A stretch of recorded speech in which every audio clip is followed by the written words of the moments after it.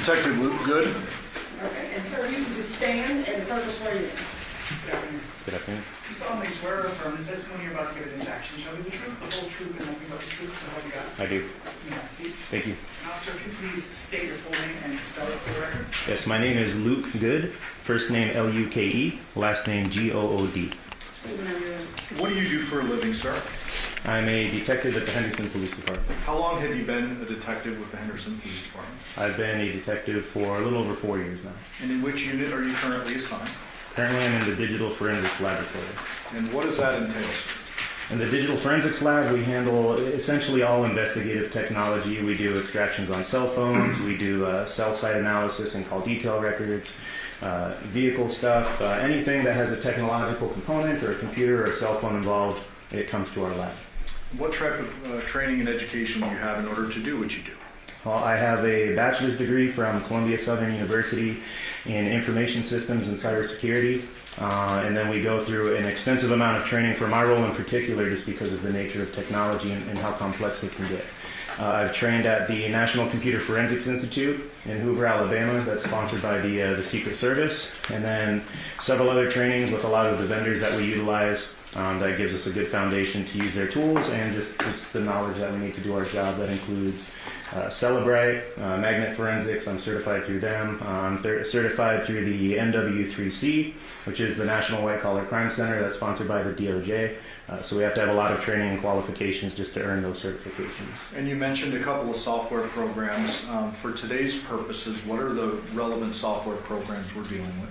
So for today's purpose, we're dealing with cell phone records. I utilize CastViz, which is a software that's created and maintained by the FBI.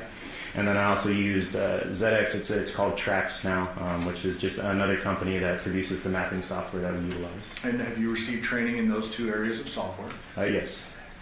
Is it fair to say that technology evolves relatively rapidly? Correct. And as a result of that, you receive ongoing trainings as through the course of your career as things change? Yes. With regard to today's testimony, you mentioned a couple of terms: digital forensics, DFL, Celebrite, Trax. What is it that you are focusing in on, and what is it that you're familiar with, but this wasn't your role in this case? With respect to today?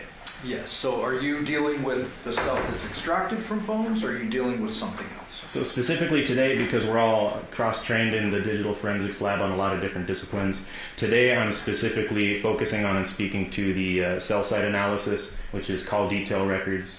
What is a call detail record? Call detail records is what all the cell companies maintain: Verizon, T-Mobile, all the major carriers, AT&T. They maintain records of every transaction that occurs on their cellular network. So every time you make a call, every time you send a text, stuff like that all gets documented and stored. And since there's cell towers all over the place, they also document which cell tower was being utilized at the time, which is where we can get investigative information. And we won't dive too far into it just yet. Is it fair to say that you are not dealing with content of what may be on an actual cellular device? Correct. No content, only the transactions and the connection information through the network. And have you become aware that a separate detective in your unit has been assigned with dealing with the digital forensic downloads of the devices? Yes. And that would be whom? That would be Detective Campbell. And he would deal with any content? Correct? Yes, anything on the phone is what he would deal with. So you're talking about records stored with outside your agency. They're actually stored by very big companies, correct? Correct. What companies are those when it comes to this? So the three major carriers in the United States are AT&T and T-Mobile, and then Verizon, but we're not using Verizon in this case. Okay, so we're focusing in on AT&T and T-Mobile. Correct. In past experience, are you familiar with those types of records? Yes. And do the T-Mobile records look a little bit different from the AT&T records? A little bit, yes. Did you prepare an exhibit today in order to accurately explain your findings and testimony to the jury? I did. And Your Honor, this has been provided to defense counsel. I'd move for the admission of exhibit number 3. No objection. Number 3, is that what you said? Yes. Okay, 3 will be admitted without objection. Thank you. And sir, does exhibit 3, you created that, correct? I did. And is there an exact mirror image of that exhibit that's going back to the jury on your supercomputer there? Yes. Okay, so for ease of use, you're referencing the same exact files, you're just not plugging in the extra thumb drive. That's correct. If you could just pull up the content of the entirety of the disk. Yep, and that would be, I have it saved on my desktop here, and I already have it open. This would be the content of the USB flash drive. Okay, and I see 7 different files, correct? Correct. Is there any particular file that you would like to start with that kind of gives an overview of what we should be expecting from these other folders? We can just start going through the folders. Okay, let's start with folder number 1. Back out a second. Did you title that yourself? Yes. And what is that title for the record? So to title them, I used the phone number and then the associated user of that phone number that I was provided by the investigating detectives. So for this one, the first folder is the phone number 702-353-3823, and it's Andrea Reyes CDRs. And were you provided those by Detective Ozawa? Yes. If you could open that folder, please. There's 2 separate subfolders. One says mapped data and the other says provided files. Can I presume that the second folder is what you received to analyze? Correct. If you could open that. Subfolder CDR records, open that. And then there are several files. It looks like some Excel, some PDF. Yes. Go ahead and start with the COR affidavit certification file. Tell us, what are we looking at here?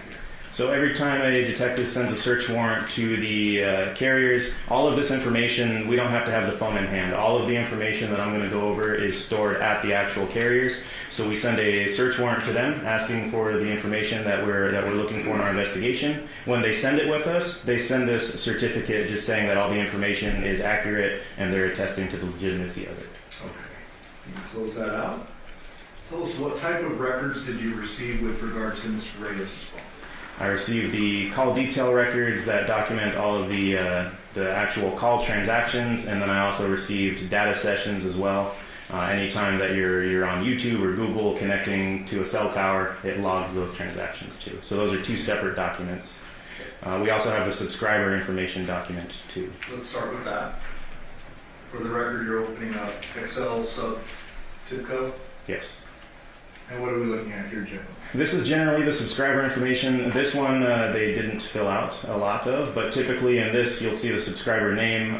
Usually that's the person using the phone or a family member or something like that. This one is actually relatively blank compared to the other ones, so they just didn't populate a lot of this. But you can see that it went into effect 11/29 of 2022. Okay, and what is the phone number, and where is it found on this document? Right up here in the top left, this cell. And that matches the folder name that you just provided? Yes. With regard to subscriber information, different phone companies require different things when you start an account. Is that correct? Correct. Some companies require subscriber name, some require identification, others don't, correct? Correct. With regard to T-Mobile, is it shocking to you that there is a missing subscriber name, or is that something you've seen? No, this is not uncommon. Okay. And there are ways in which detectives can determine who is actually in possession of this number outside kind of your expert knowledge. Correct. Like they could call them on the number and see who answers. Correct. For example, okay. With regard to this particular document, is there anything else you need to convey to the jury? No, and the document, it states the phone number in here so that we clearly know that these records are associated with this phone number. And that's actually listed as the MSISDN. What is that? I'd have to pull it up, but it's like the Mobile Subscriber International Serial Number for the device. So anytime you see MSISDN, there's a lot of acronyms. This is always the phone number of the device. Got it. You can close out. Now there's one separate document for the CDRs and then one for the data sessions. Tell us how those differ, what we're looking at. So the CDRs is going to be the actual call detail records. Typically, it's always going to be the dialing and receiving calls. Anytime there's a call transaction with the cellular device and another device on the network or off the network, it's going to include text messages. So any kind of transaction that traverses the network that's related to communications on the device, whether it's calls, texts, stuff like that. What about the data sessions? The data sessions are specifically for internet connectivity, and it'll say in the actual file how many bytes up and down are occurring with each transaction. So if you're browsing the web, if you're using YouTube, something like that is what would be in the data sessions. It doesn't tell us what the data is or what sites they were connecting to, but just they were using mobile data. Okay, and so let's step back for a moment, and if you could explain to the jury how it is that a cell device actually interacts with the cell tower, generally. Sure. So you can think of cell towers kind of as giant Wi-Fi routers. So it's using radio frequencies to connect to the cell phone in your pocket, for example. Whenever there's any kind of transaction that occurs or you send or receive a call, it's reaching out through radio frequencies to typically the nearest cell tower. It's establishing a connection wirelessly, and then it's using that cell network to transfer any data or any call that you may have through the network to where it's supposed to go and back and forth to your device. So you're always going to be connected to a cellular tower, and you'll notice if you go into rural areas, you lose connection. You're just so far away from cell towers or you're blocked, you're not going to be connected. And you said generally you're going to be connected to the nearest cell tower. You mean nearest geographically? Correct. Okay. Are there some exceptions to that? What is a general rule? Yeah, and I actually have some exhibits prepared if you would like to go into that. It can really help illustrate it a little better. So let me, While you pull that up, back just a up. couple more follow-up questions. Sure. So the jury understands, if I have my phone and it's locked, right? Like I'm not doing any activity on it. Is my phone interacting with the nearest cell tower at this point in time? Oftentimes, yes. Why is that, or how is that? So the cell towers are constantly trying to keep you connected to the network, and oftentimes the cell towers, especially if you're moving, you're getting transferred to other towers. They're constantly gauging connectivity to you. If you're in a crowded space, network traffic can sometimes be a factor. So if that tower is becoming congested, then it'll move you to another best available connection. So there's always stuff going on in the background with cell towers to keep you connected and to give you the best service. So I don't need to be actively on my phone sending a text to interact with the tower. Correct. And likewise, if my phone is quiet or in sleep mode in my pocket and I receive a text, that could be coming through, or has to be coming through a tower as well. Correct. Okay. And what did you want to illustrate here? So I have a few photos just to kind of help make this concept a little more clear. So this is an example of the mapping that we do. We'll come back to these. So the data in the top left is not as relevant now as the actual imagery that you see on the screen. But what we have here is at the base of this triangle is going to be a cell tower. As you're driving around, I'm sure you've probably seen them. They're usually three-sided. They look like giant triangular poles. Each one of those three sides is an antenna. So most cell towers have a set of three antennas that face out in three different directions. So what we can glean from that investigatively when we request these call detail records is it will log the transactions, it will log the connections with the cell tower location that you're using. And then it will also tell us which of those three antennas on the tower your device was connected to. And from that, we can typically infer distance from the tower and the direction from the tower based on the density of other towers in the area. So let me try to break that down. But this just shows an example of our mapping software. The big red section is just showing you which direction the angle is facing. It doesn't mean anything's in that red area. It's just letting you know that the antenna is facing that way. So if you were at this house, for example, you would be connecting to this antenna on the cell tower. And again, there's three antennas. So if you were off over this way, say in this neighborhood to the right, I don't know if you can see my mouse over there or not, but if you're over to the right, you're typically going to connect to the antenna that faces that direction.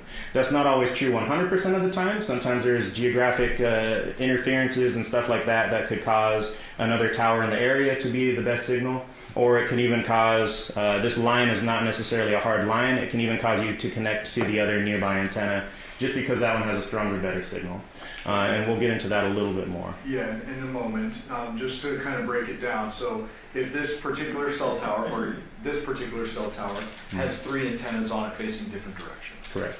They cover 360 degrees. That's correct. But they're split in three, so it's 120 each. Yep, correct. So this angle we're seeing, this particular antenna is 120 degrees of the total coverage area of this particular tower. That's correct. And you mentioned that sometimes there's a little bleed back, or I can't remember the term you use. I use bleed back. Yeah. Do you have something to illustrate that? I do. Go ahead. Yep. So we'll get into that. And then towards the end, I'll show you an example of multiple towers and how that would look. But if we zoom out a little bit, one of the questions is how can we determine then cell towers? There's documentation out there that shows they can travel in excess the signals of 20 plus miles in rural areas, and you can still get a connection. So in cities, we have multiple towers all throughout this area. Just in this image, there's multiple cell towers that you could be connecting to.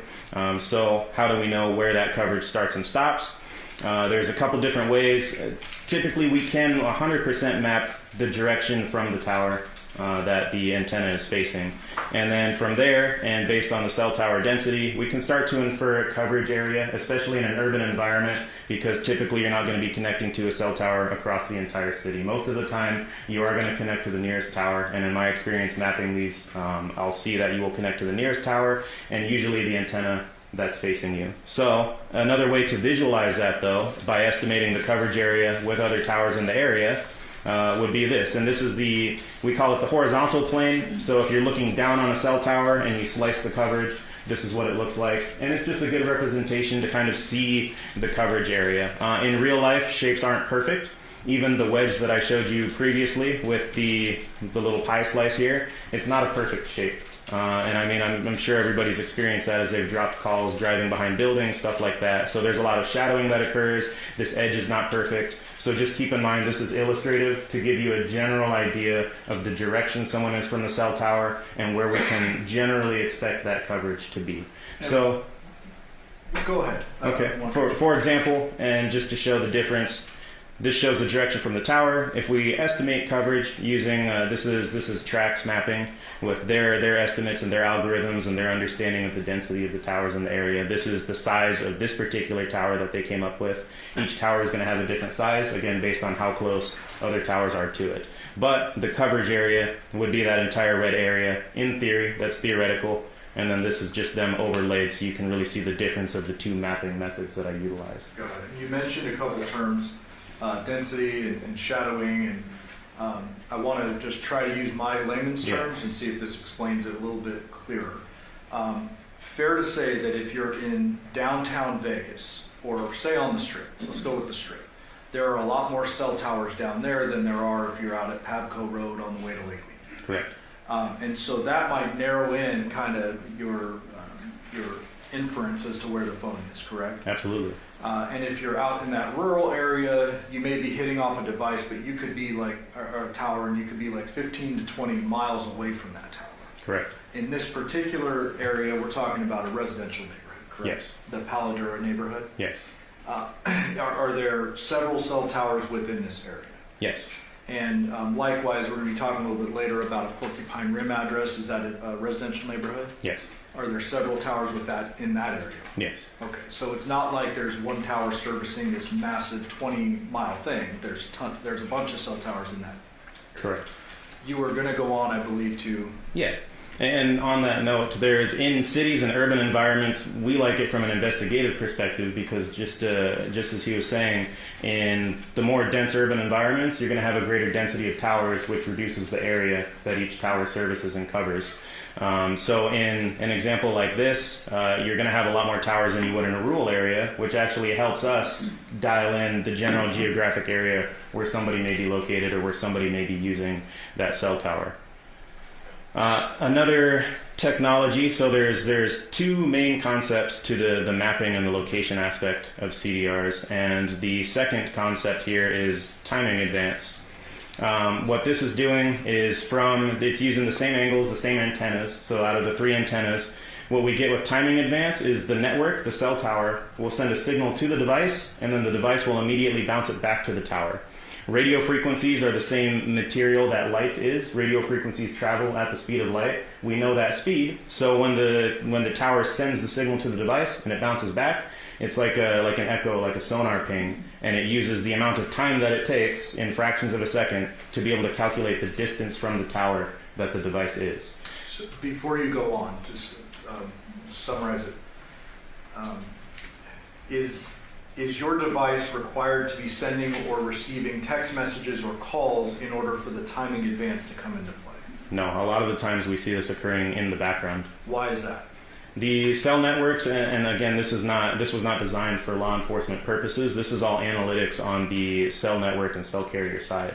So they're trying to keep track of where the device is. They're trying to send out pings to make sure the device is still connected. It's all stuff to optimize the connectivity of the device and determine what the appropriate tower it should be connected to is, and just data for the carriers as well, because they're getting those distance measurements to see where devices are connecting to their antennas. And to be fair, those carriers are big old corporations. Correct. Their probably their bottom line is dollars. Correct. Right, so they want to give the best product, and so they're constantly testing and kind of refining their towers, etc. Yes. And that's what all of this is for. And what I have here is several examples mapped together. And this is another tool that we use investigatively, because if there's a lot of timing pings, one, you can track the movements of people.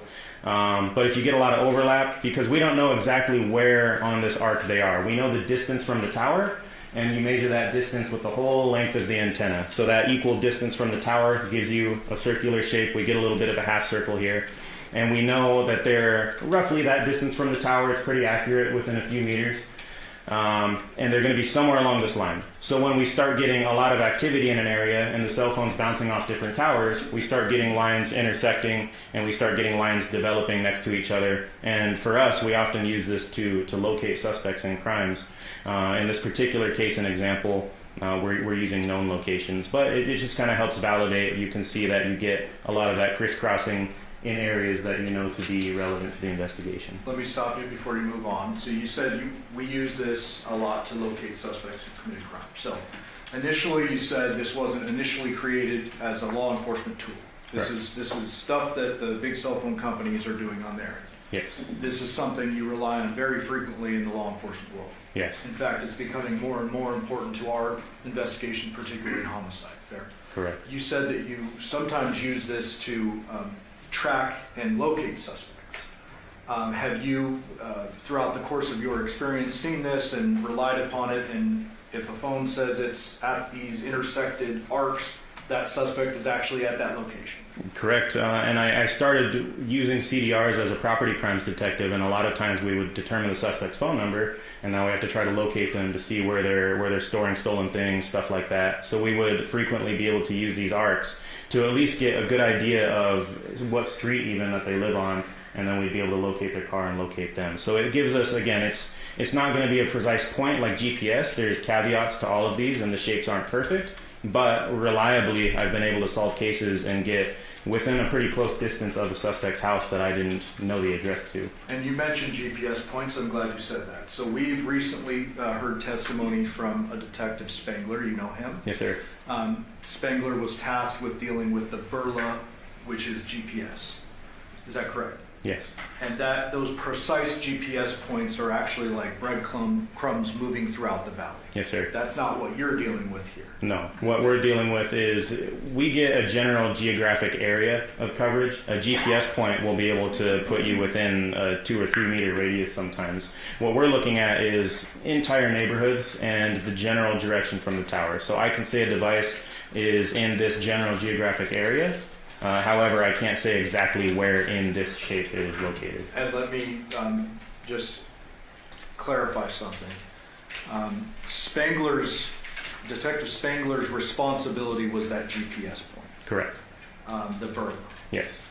And it'll be up to the jury to decide if this is consistent with that.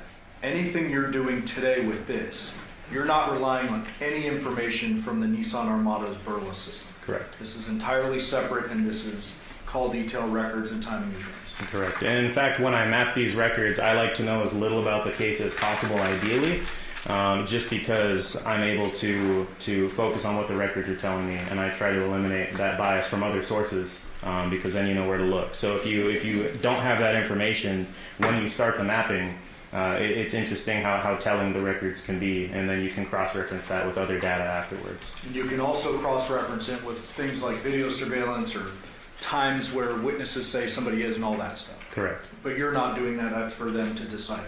That's correct. Okay, go ahead. And then we just have a couple more. This is another example. So if we go back a few slides, this is one tower that services that address. This is another tower that services that address. So you'll see there is a lot of overlap. And again, you'll have a couple options to connect to, and the cell network is constantly working in the background to keep you connected to the strongest and most reliable signal source. And again, typically that is going to be the closest tower and the direction you're facing. And I'll get into the caveats in a little bit, but just as another example of another tower in that area, and I should have overlaid them, but we'll see that in a little bit. But the coverage does overlap so that you don't drop calls. Obviously, there can't be dead spots between towers. And then this is again mapped with both features. The little, we call it a wedge. That's a wedge shape, little pie slice. And then if we're trying to estimate or just show a visual estimate of the coverage area based on the tower density, this is the coverage area that we're getting per Trax's calculations. Okay, before you move on, I just want to ask, up in the left corner, it has your event number. It has August 7, 2023, the date, map CDR records from AT&T in red. And then a little bit further down, it says time frame 0200 hours PDT to 212 PDT. Is that Pacific time? Yes, Pacific time, specifically Pacific Daylight Time, because every time the clocks change, it puts us on a different time standard. Okay, so we previously heard the term UTC through another witness. What does that mean to you? And that's Universal Coordinated Time.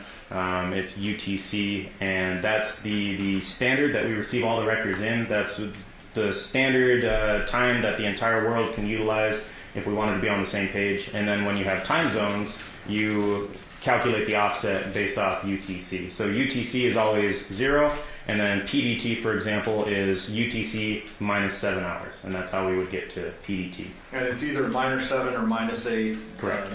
Depending on the time of year. Yeah, we just switched to -8 with the time change. Okay, and so if we're talking about August 7th records, you're doing a -7 to the records. Correct. Are the AT&T records themselves going to be reflecting UTC time? Yes. And so anytime this jury sees a map like this, you have already done the conversion for them. Correct. If they want to go back and look at the original records, they have to do the math and subtract 7 based on the time of year in the original raw records. Correct. Got it. Okay. Are there more Yep, there's a few more. explanatory slides? Okay, go ahead. This is an example of 2 different carriers that service the same area. So the blue is T-Mobile, and then the red is going to be the tower that AT&T utilizes. However, these towers, even though they're 2 different networks, they are using 2 different towers to service the same general geographic area. So this is just what that looks like. And then I wanted to show this example just because we do get these outliers sometimes where you see this line from the, and again my mouse is on there, okay. So you see this line, and you'll notice that this little house here is going to be outside of that line, outside of the expected coverage area based on the wedge that we're looking at. However, and this is why I wanted to show the alternative method of mapping, if we utilize this H-plane, and the shape of that H-plane is determined from a bunch of scientific testing through the antenna manufacturers. They're able to use a chamber, it's called an anechoic chamber is the scientific name for it. They're able to basically measure the shape of the coverage area of the radio frequencies, and that's where this shape essentially comes from. So you can see that it propagates out from the tower, not in perfect lines, and sometimes you will have that coverage a little bit back from where the wedge shows. So we're now seeing a 249 next to the red ping and a 5657 next to the blue ping. What do those mean? So those are just the lines, the rows from the records that it was derived from. So this is one we're mapping, and we can even pull it up live later on. And I can show and get into that. But it's referencing each one of these points in my mapping software. This is just a screenshot, but I can click it, and it'll give me a little bit more information about where that specific record came from. And the way Trax does it, which is what we're seeing here when we're using just Trax, it's referencing the actual row number that it pulled that data from the spreadsheet that they provided. Okay, before you move on, just so we're clear, if the jury wanted to go back and double check one particular point, they see a 249 like that on the AT&T records, they can go to line item 249 and look for themselves on the raw records. Correct. Got it. Okay. Go ahead. And all of those records, it's providing us latitude and longitude. It's providing us the antenna information. A lot of times it'll give you the rough street address as well for all the towers. So the software is designed to take all of that information from, it's just Excel spreadsheets with the phone numbers, the dialing number, the receiving number, all the information of a transaction or a call, including the location information of the towers that it was using. That's all in the boring spreadsheets. And then the software turns that into mapped data, and it allows us to see it. Did you have more explanatory slides? Yep, and this is one of the last two.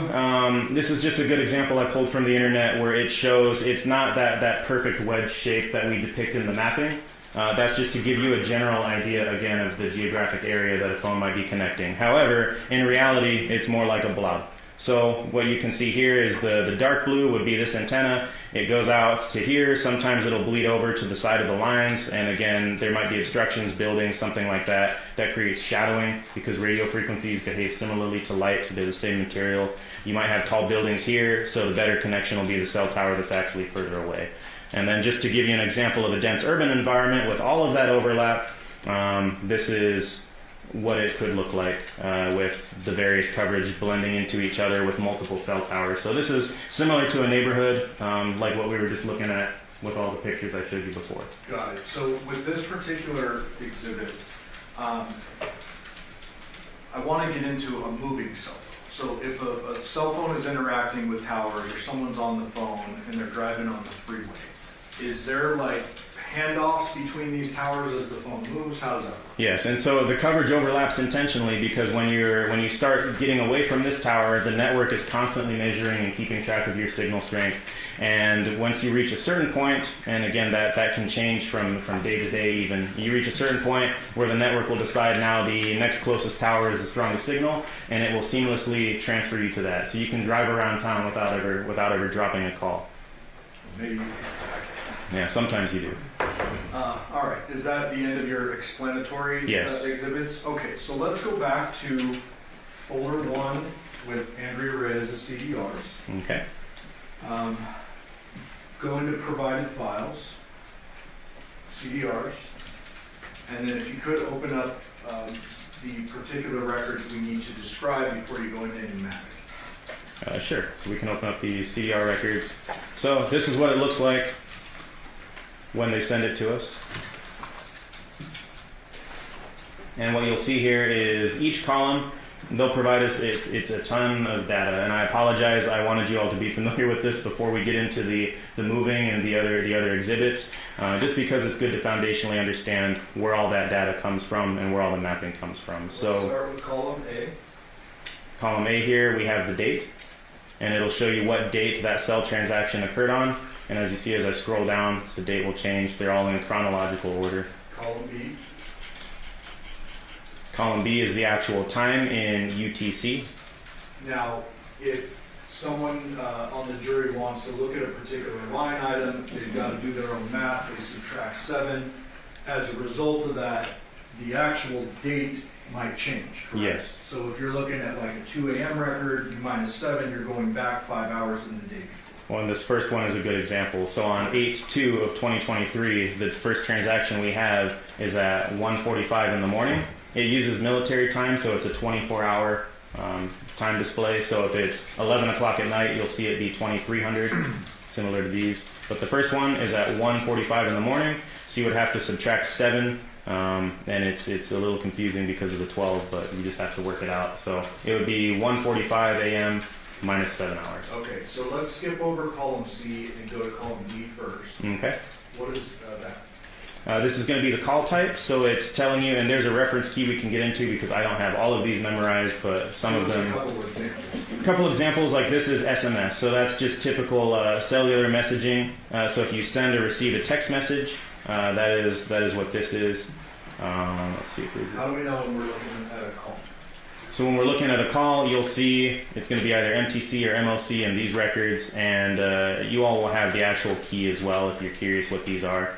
I reference it a lot because it's too much to memorize. There's so many different acronyms. However, when we're looking at a call, line 1 is another good example. You have the calling number and you have the dialed number. The number for the subject number of the transactions that we're looking at is always going to be on one side of those. So either they're the dialing number or they're the receiving number. So you'll see The target phone number for these records is 702-353-3823, and you'll see that 3823 on one side of every transaction. And this here is a call. It's either the calling number or the dial number. Correct. Got it. And so I skipped over 3 duration to get into call type first. So when we go to your example at line 11, go to 11 first. Yes, sir. That was a text message. Yes. So in the duration column, we see nothing, just blank. Correct. If you look above that, those are calls, and you're seeing a duration. Correct. So how is it that, or what does duration actually mean? Is it like the whole time I pick up my phone and I dial and then it's ringing, ringing, ringing?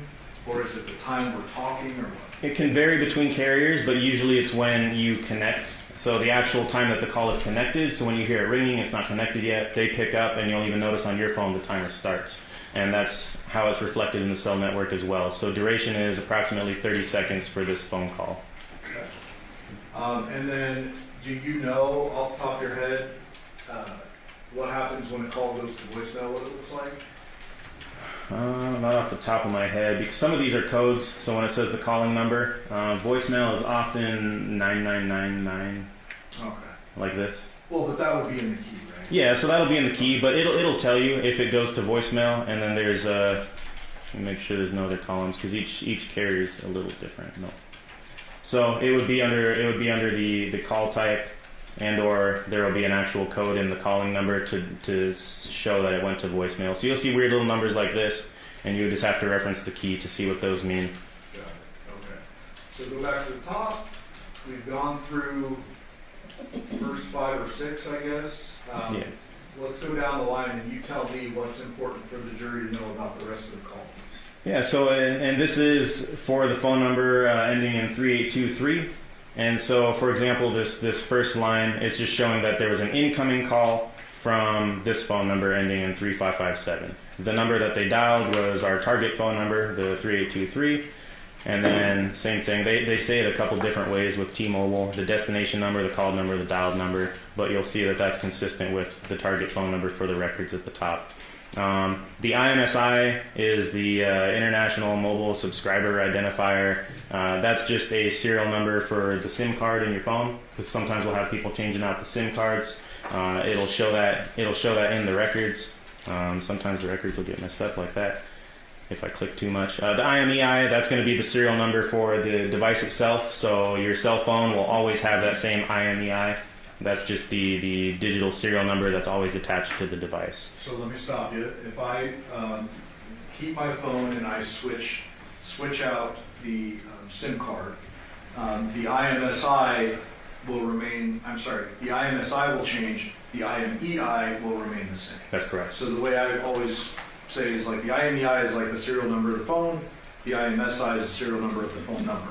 Correct. Yeah. Okay, go ahead. And then you'll just have some completion codes. These are things I don't typically worry about. The service codes, this is an example of actually a forwarded call, and I start to retain some of these as I look at these records a lot. But the 02A with T-Mobile just means that the call was forwarded. And then this is all in the key as well. So these could be important if you're kind of curious about the nature of certain calls or you see something weird. The service code tells you a little bit more about what's going on. So if the call was forwarded or there's something abnormal about it, it'll be in these service codes, and there's a corresponding key that T-Mobile provides with us. The switch names and all of these cell site IDs, this is all corresponding to the network traffic as well as the network connection points that the cell networks basically distribute all of the traffic through. So it's not as relevant. And then the more relevant part when we get to these cell sites is the actual locations. So it'll show us the latitude, the longitude, and then, like I said before, it'll give us a rough address of the cell tower.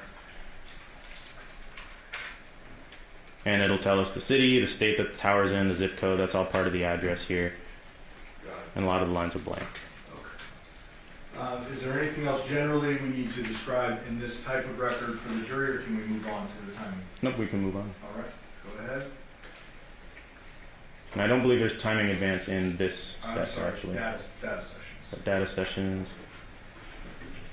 So what are we looking at that's different from what we just looked So it's different, but still similar. The MSISDN, like I said before, that you can just think of that as the acronym for the phone number. That's a fancy way of saying phone number. So it's always going to be the target record's phone number. So this is the target record phone number that we sought this information for, and the phone number associated is always going to be the same. And then what happens is this is the phone connecting to the internet through the cell network. So you can browse the web without having to connect to Wi-Fi, for example. That's because the cell network enables you to connect to the internet. It's going to assign you an IP address. Without getting into that, that's just giving you a temporary address to access the internet through, just like routers work. Cell networks work the same way. You're going to see the same familiar numbers we just saw last time with the IMEI. You're going to see the SIM card serial number, the IMSI. It gives us the start time, and it gives us an end time for the data connection. Now, do these data connections need to be going live, or could this be something working in the background? If I leave Instagram open on my phone, this is still recording stuff. Yeah, you can still be running in the background, or if you're driving around streaming music or something like that, that data session is always going to be open, and it's going to be handed off to other towers as you move around. And then the T-Mobile keeps track of those records so they can charge me for all that data. Correct. Anything else on this that you need to explain before we move on? Nothing too fancy. It still shows you the cell tower sites and the locations and everything, though, which is how we can map, again, the latitude, longitude. It's how we know the location of the tower they're connecting to the internet through. And then it also gives us even the amount of data that they downloaded, the amount of data that they uploaded, and it gives us a duration in seconds. So we're able to, essentially all of this, we're able to take and put into a map and be able to see how long they were connected to a record or to a tower and what tower they were connected to. So it's just important to know everything that we map and we see on the maps comes from these data sheets. Got it. You can close out of that. Can we now move on to mapping, or is there anything else you need to explain before that? Nope, I think we are good to move on to mapping. All right. So you're going to back out to the Andrea Reyes CDRs and then mapped data. What is inside this folder? Inside this folder is what I produce. So when I get all of these files, I plug them into my software, and then this is what the software spits out. So it will map all of the data for me. There's a few things that I can do. I can change the colors and stuff like that to make it easier to represent. And then after I'm done reviewing it in the actual mapping software, I can export that to a Google Earth file so that we can open it on any computer, whether they have the software or not. So it exports it to a file that's more friendly and more accessible to everybody, which is going to be Google Earth. Okay. And can we now move into some of this mapping? Sure. Let's do that. So this is a good example to use standalone. So we'll download Google Earth. This is typically what we use. Everybody has access to it, and it's provided by Google. So all of the software is able to create a file that Google Earth can read. So I'm just traveling down to Las Vegas. Oh, and actually, this particular record, I'm going to zoom out a little bit. So, all right. So before you move on, well, while you're moving on, I guess tell us what you're doing. So right now, I have Google Earth open. This is going to be the program that we view the mapped records in. So now I'm navigating to the file, the Google Earth file that I'm able to open that I created with that record in the CDR mapping, map data. So I'm going to open the Google Earth map to export that I created. So it's going to zoom into the area of the mapping. And there's a couple things to explain here. Yeah, go ahead. So what we have up here in the top left is our little, and this is where it'll be more and more interesting for you guys. In the top left here, we see the time period that's displayed. So we have the records starting on 7/31 and they end on 8/21 of 2023. So right now it's showing all transactions during that time period. Is it converted from UTC already? Yes, I convert it in my mapping software. So I already converted it. This is PDT, so this will be -7. It'll be an hour offset from our current time because of daylight savings time that just occurred.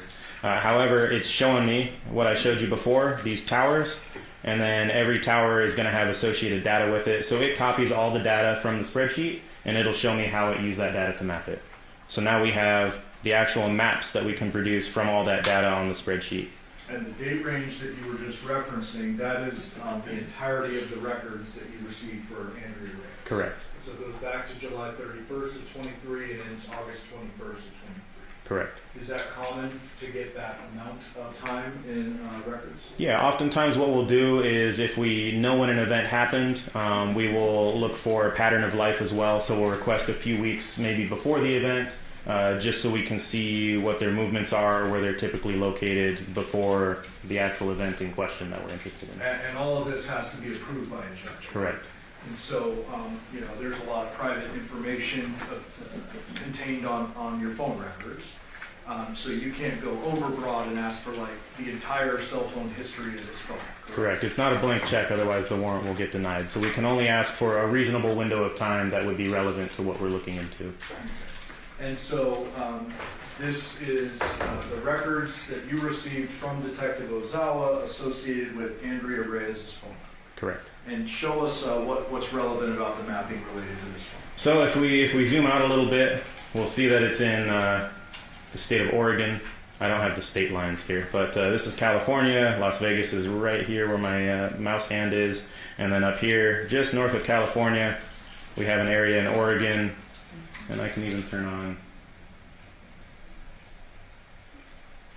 some borders and labels so we can actually see a little bit more familiar. So here we have the state of Oregon. Zoom in down here to southwest Oregon. That's where all of the records are at. It started automatically zooming in because there were no records outside of this area. So for this particular phone number, the records are only in what you see on my screen right now. They never go anywhere else. Got it. And so you as a detective, you don't have any information as to why Andrea Reyes may be relevant, may be irrelevant. You're just given this information and you're trying to figure out where her phone was at an operative time. That's correct, and I prefer not to know that information so I can just review the records as they are. Can you focus in on the late evening hours of August 6/23 through the early morning hours of August 7th? Yep, and what I can do is I can either adjust the slider here to narrow my window of time, but since we have something specific, I can actually type it in as well. So what was the date range that you wanted again? Let's go with 10 p.m. on August 6th into 2 a.m. on August 7th. Okay.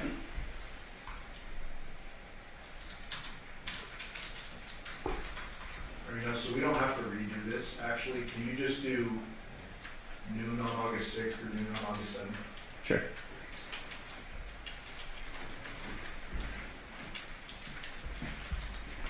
So noon from August 6th, Pacific Daylight Time, to August 7th. Noon again, Pacific Daylight Time. And then you can see here, it'll show what time zone I'm using.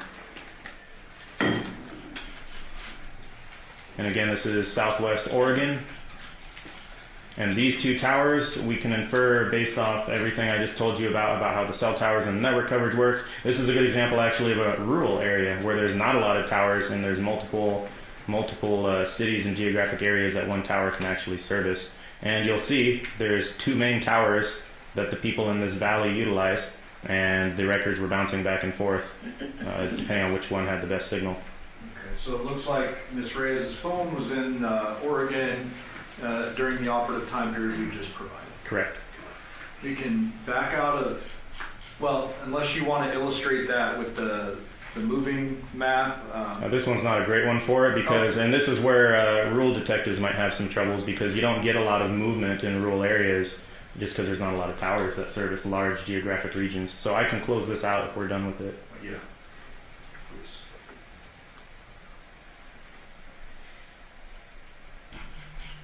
And let's travel back to Las Vegas.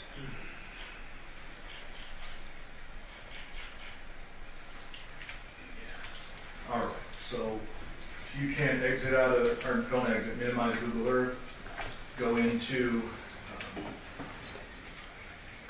the second folder there. Okay. What are we looking at here? This is the provided files and mapped data for the phone number 702-561-9242. And that was provided as Jonathan Willette CDRs. Correct. Let's open the provided files real quick. CDR records, original. What are we looking at? So So these are the records that they send. These records are going to be a little different because they obtained them in a different way from my understanding. They used live tracking, and when you request live tracking of a phone, they'll also send you the historical records that we've been talking about, but they don't label them as nicely for us. So. Okay, so hold on a second. So we talked a little bit earlier about attempting to locate suspects, and you've used this technology before. Correct. If a particular phone is missing from a scene, they go a different route and request records in a different way. Correct. So they could actually go find that phone, and you don't know how that phone was ultimately found, whether they used this or they just happened upon it. Correct. Okay, go ahead. So we can open up the files though. This is the table of contents I was talking about that the previous records and other T-Mobile records come with. It's actually pretty easy to look through, and I believe you all have access to this. But it tells you literally what every single one of those columns and rows means. It gives you some reference examples, and then it gives you some stuff that is not as important. However, it explains the date, it tells you the format the date's in, the call type, and then this is where we can see what each one of those things mean. So MOC, mobile originating call, MTC, mobile terminating call. It'll tell you what the transaction was, if you really wanted to dive into it and see what each row was talking about. Let me close that out. The next one, and they didn't label them very well for us, this is the certificate of authenticity. Same thing that was provided with the previous records, and that's provided with all records for us to utilize. They're just saying that these are legitimate from our end, and they're true and correct as far as they have them stored. And then this is just a request form for us. So when we want to terminate the live tracking, we fill out this form and send it back to them. And then we can get into the subscriber information. This is an example of a more complete set of subscriber information. And read for the record the subscriber name here. That subscriber name is showing Jonathan / Tracy Willette / Baker. Okay, and then there's a address associated with that. Correct? That subscriber address is what was given when the phone was initiated, correct? That's correct. Not, you can't glean from that address where the person lived at the time of any given incident. No. Okay. When was the activation date on this one? 11/13 of year 2020. And then IMSI, same as we've described before. Yep, same as we described before. The serial number for the SIM that they're using. MSISDN, which is again a fancy way of saying phone number. And that's going to be the target phone number for these records, which you'll see in the top left of every associated record as well. Did you read that into the record? The phone number for the record we're looking at? It is area code 702-561-9242. Okay. Close out of that, move on to the next. And you're hitting don't save, I noticed, every time. You're leaving this exhibit in the condition the exhibit is going back to the jury. Correct. Yeah, I'm not changing anything. So when I click around, sometimes you'll see like that column collapsed into a different number format. I don't want it to save like that. I want it to stay the way that we received the record. So I'm just saying don't save. Got it. What's the next one would be, and this is why I have another folder that says functional format. Oh, okay. What does that mean? That just means that they sent me a weird format. It's Microsoft Excel 97 to 2003. So that was the way they saved it on their end. So what I was able to do, it just asked me if I wanted to convert it to a format that my computer can read, which I did, which is why I made this functional format folder. So now we click that and it'll actually open up. Okay. And so again, we're working with T-Mobile records for Jonathan. Yes. And all the columns that we went through previously, that would apply to this record as well? Yep, the same record. And so we're clear, this is in UTC as we look at it now. Yes. So any mapping you did with regard to Jonathan's phone would have been converted already. That's correct. Okay. And they tell you at the top, they remind us that all times are in UTC, and then they tell you the actual time frame of the records at hand. So these records are from 6/1 of 2023 to 8/7 of 2023. And so it's a lot longer, and this is why we use programs to map them, and we don't do it by hand, because there are thousands and thousands and thousands of rows, all the way down to almost 6,000 transactions in this one set of records. Got it. Now, these particular records end on August 7, 2023 at 8:55 p.m. UTC. Correct. I hate to put you on the spot to do math, but what is that in Pacific time? Oh, that should be 1:55 in the morning. 1:55 in the morning? Or sorry, no, we're PM. 1:55 in the afternoon. Okay. And so you wouldn't know if that device was actually found at that time by the detective? No. Okay. And then nothing really to go over otherwise. It has the date, the time, and UTC, like we said, and then you'll have to be on the spot and subtract 7 with a 12 in the mix to figure out the time. And let me correct my language. I said you wouldn't know if the phone was found at that time. It could have been seized at that time. You just don't know.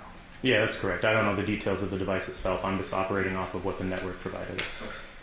Close out of that. Okay. And timing is new. Yes. So let's go into this and describe how this is different from what we've seen with Ms. Ray's. So these are, we map them as the timing arcs. So when I showed you all those crisscrossing arcs, this is where that comes from. It's a separate document. And again, it uses that echo ping to calculate the distance from the network. There is a way to map it with lat longs, but it's not as accurate as GPS, and they give us weird confidence levels. So instead, I map it as the arcs because we actually know how that works, and there's more confidence involved with it. And it tells us some of the same stuff we've seen before, like the IMSI, the IMEI. It tells us the phone model, and then it will tell us the actual time as we scroll over. It'll tell us the time of the transactions, and the way that I map it, and the best practices and industry standard way of mapping this kind of information is utilizing those arcs, and it measures the distance here in these columns. But it's using the same cell towers, same location information, same date and time, same device information. The only difference with timing is it's using those antennas, and it's calculating the distance from the antenna whenever they're sending that little ping signal to the phone, and the phone's sending it back. Okay. We can close out of that unless there's anything more to talk about. Nope. And we go into mapped data. So in mapped data. Go ahead, I'll let you kind of take the floor with this. Sure, and so what I like to do, I use CastViz and Trax. There's a lot of different mapping programs out there. They all do essentially the same thing. They take all of those spreadsheets we just looked at, and then they will convert all of that into visual data that we can see on a map. It'll take the lat long, it'll take the facing. We know which direction the antennas face because in those records it provides what we call an azimuth, and that's the direction in 360 degrees with north being 0. It tells us how many degrees that tower is facing. So we know all of that information so that we can put it on a map. And you can actually map these records by hand. But again, we use the software because I don't have time to map 6,000 records per transaction. I use CastViz and Trax primarily, and I like to map it with both because then I validate the software off of each other. As long as I'm getting the same result with both software, I know that they're doing their job. And then I like to get into the records as well and verify a couple points of interest just to make sure, again, that the software is doing its job, which it reliably does, and it's trusted in the industry. So you actually go in and just kind of point check the Yeah. work that the software does? Yes. And you actually do the mapping with the lat long? Yes. Yep. And I even like to go in sometimes with Google Earth, for example. You can go in and you can see the street view.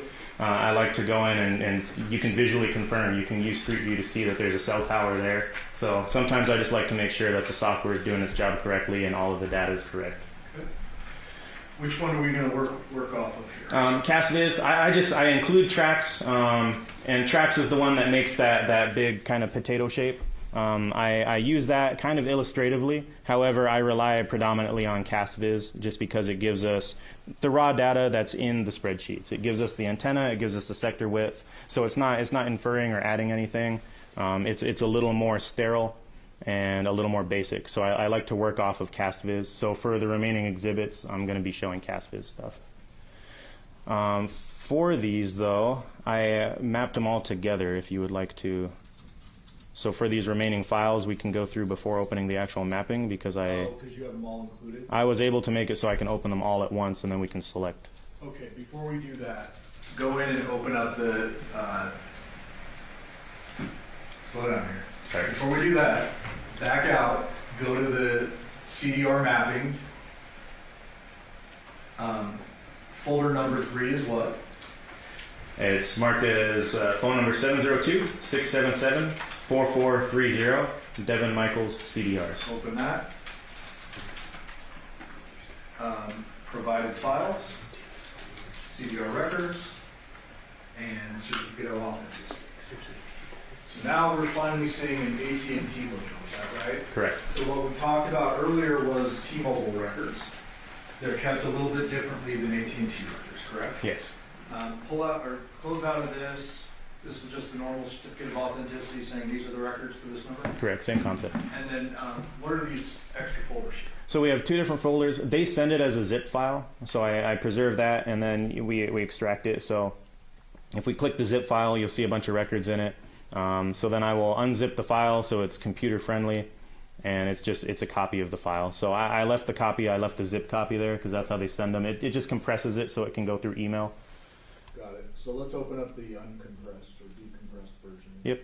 So the uncompressed, there's two different sets, by the way. They requested the timing, I believe, after the fact, or we got two different sets of records through two different requests. So yeah, this is the timing. So this is the main one where we have the actual call records, if you want to get into that. Yes, please. So let me open up the key first. Similar to the T-Mobile key, they give you a reference key just because it's too much to be able to memorize or know what all of these things are when they send it to regular detectives. So everything is defined, everything that you would need to reference. So when it's talking about cell locations, it gives you details on how it works, deeper than what we need to go into today. But it's given you the actual site IDs for the cell towers, it's given you the lat longs, and then it's given you the actual beam widths, which is how wide we make that wedge. It's almost always 120 degrees. And then it gives you some definitions. So there's just a lot of good information in here that I refer to frequently whenever I see something weird in the records that I don't understand or that I want to know more about. And it explains how it all works. And then they give the files to us in two different ways. So they give it to us as a PDF, which is more human friendly. And the report AU for AT&T is the call detail records with all the phone and text transactions. And then they also put their data in one sheet. Well, we'll get to that in a moment. Sure. This looks different from the T-Mobile record, so let's kind of go through the columns real quickly. Yes. Go ahead. So different but still similar. So at the top left, you'll still always see the target phone number. And for this record, it's 702-677-4430. At the top, they're letting you know that these are in UTC time, so you got to do some math if you want to convert it to your local time, which my software does. And then you're going to have the same columns. They're nice enough to give us a row number for their columns. And then they also give us the date, the time. They give us the originating number, the terminating number of the call, so both sides of the call transaction again. We see the familiar IMEI, which is the serial number for the device. We see the familiar IMSI, which is the caller serial number for their SIM card. And then it gives us the locations of the towers that's being used. Okay. You can close out of that. And did we skip over the subscriber on this one? That one might have been in the other folder here. This would be the subscriber information. Okay, just for the record, who's the name on that?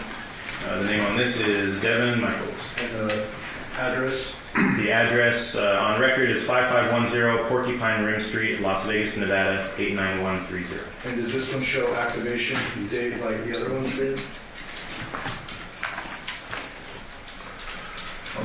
Service start date? Yeah, it shows that.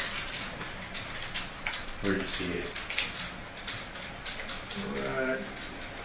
Here we are, active time. So the MSISDN, and remember that's the acronym for phone number, active on 11/23/2021 to now, or when we pulled the records. Got it. Okay, you can close out of that. Thought we would skip that. What else are we doing? They give us a couple different things, and for some reason they'll send it as a separate file. But the IMEI is saying for this phone or this IMEI, this is the phone number that's associated with it as of this time, 7/10/2023. And then the phones will often have. Sometimes we'll see two of these just because you can have different SIMs inside one device. So they'll send us a report though of just any serial numbers associated with the phone number and the the actual device. But that's the whole page. They do it as a separate page for some reason. Same with the IMSI, which remember is a serial number essentially for the SIM card. Okay. And then location. So AT&T has this proprietary way of locating devices that they don't even fully explain to us because it's part of their secret sauce. But it's called Location Database of Record.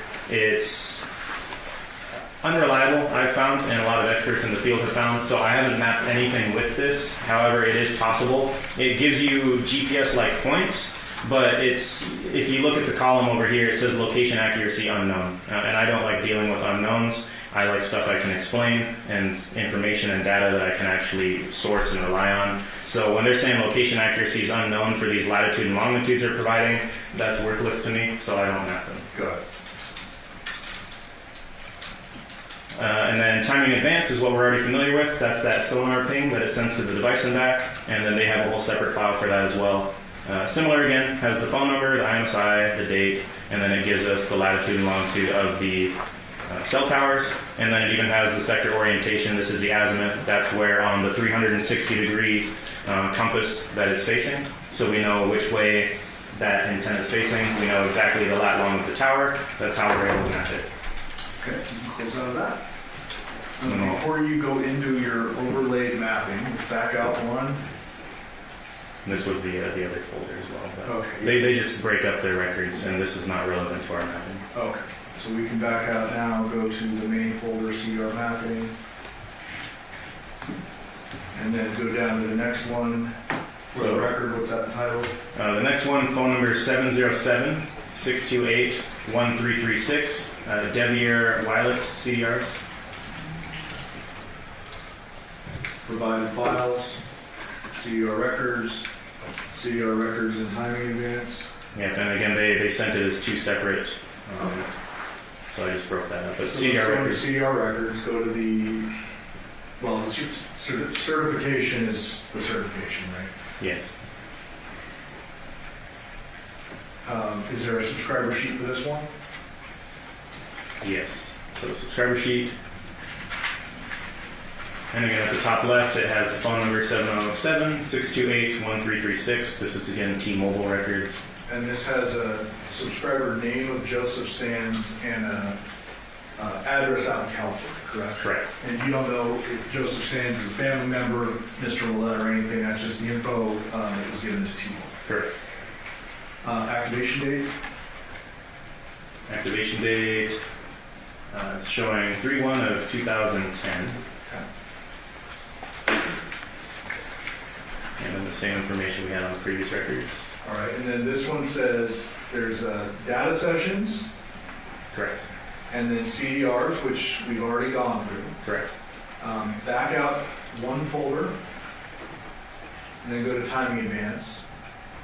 So this also has timing advance records.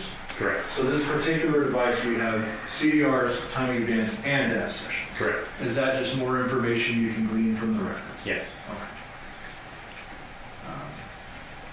You can go ahead and back out. Okay. Before we go into our mapping,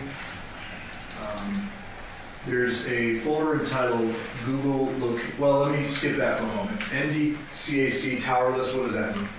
So that's NDCAC. That's an organization that's managed by the FBI. It's a subset of the FBI. It's the National Domestic Communications Assistance Center, something along those lines. But they're a resource that we have that we partner with the FBI on. I have access to a lot of their resources that they provide law enforcement. That's where I downloaded CastViz from. So they have tools on there such as CastViz for mapping software. They have a lot of other tools. One of the tools that they provide is tower lists. So sometimes the carriers will neglect to send us the tower lists on a search warrant. NDCAC keeps a database of all tower lists from a certain time period so that we can have something for that call detail record to grab onto. Because without the tower list, there's no way to map it. Got it. So you don't need to go out and drive around and see where the towers are. This is the tower list of Correct. the operative time period listed on the folder. Correct. Okay. So I have those as a resource just in case we're missing towers or something like that. Or if it'll show half of my records weren't mapped, then I know that they must have neglected to send me the full tower list. So I just go in and I get the full tower list. Okay. So before you go into your overlay mapping, there's a folder entitled Google Location Map. Yes. Is that included in your overlay mapping, or should we handle that separately? That I can include it. I already created a separate exhibit for it that we can Okay. open up. Okay, well, let's go into it first, and Okay. So Google location data. then it says 3 folders, first step, second step, third step. Correct. Those records were also provided to you by Detective Ozawa, Correct. and this is a little different from CDRs from a cell phone company. Correct. This is from Google directly, correct? Yes. If you can open one of the folders, or if you need to go into all 3, to explain generally what type of data you are mapping with regard to Google location data. Yeah, so with Google, and I'll take it from the top a little bit just to be able to explain it. What Google does is when you start up a new phone and you download a Google-based application and you're signing their big long privacy document and you check I understand, inside of that they are giving themselves permission to collect data related to, among other things, your location. And Google will use that for analytics. They use it for advertising purposes. They're storing as much information as they can grab from your phone. So what they're programming into their applications on your device is the ability to read locations from GPS, from cell towers, from Wi-Fi, and then it's sending, your device is sending all of that back to Google, and then they're keeping a database of it. So similar to how the cell carriers are storing all of your information from when you're making calls and sending texts, Google does the same thing on their end as well. And so what we're able to do is we're able to ask Google for this information, but it's a little bit of a complicated process. When Detective Ozawa did this, I've done a few of them a few years ago when I was a property crimes detective. But what Google does to protect the privacy of their customers is they require a search warrant, and we'll ask for a geofence. So we will look for any devices. We'll ask Google, do you have any devices that said they were in this geographic area? And we'll draw a square or a shape, and inside of that geographic area we'll send them all the coordinates so that they know the shape. At a given time. At a given time. So at a certain time period, so maybe this week in August, we're looking for any devices that entered this location. Or we can make it as narrow as this 10-minute period. We want any devices that you, Google, logged inside of this geographic area. What they send us back is a spreadsheet of, it's called obfuscated IDs. So they send us, it's a bunch of random numbers, and every device has a long random number associated with it. And we can map it still, but we have to pick out based on that, hey, we're interested in these 3 different ID numbers. And they don't give us any information on who it belongs to. They don't tell us if it's a phone or a microwave. They don't tell us anything other than it was at this location and this is the arbitrary number that we gave it for your purposes. If we find a device of interest that we see moving around in that area or in the area of interest at that time, we send those numbers back to Google for a second step, and we say, hey, we want more information on this, or we would like the subscriber information and identities on this. And then that's what the various steps are. Detective Ozawa would have to go into more details of what he was requesting each step, but that's how they do it, just so the customer data is initially anonymous. Because if we do a bank robbery at 12 o'clock in the afternoon, we're going to capture a lot of innocent people whose privacy is completely unrelated to what we're investigating. So we have to try to pick out what we think are the suspect devices. That way we're not just arbitrarily violating everybody's privacy who happened to be there at the time. And in this particular case, did you or Detective Ozawa receive Google location data ultimately in the 3rd step for 1 or more devices? I believe he got multiple devices, but I only focused on one in particular. This should be, yeah, he got, looks like 1, 2, 3, 4 of interest that he picked out. Okay, and they're titled Jonathan Willette, Devyn Michaels, Tracy Baker, and Yokohama.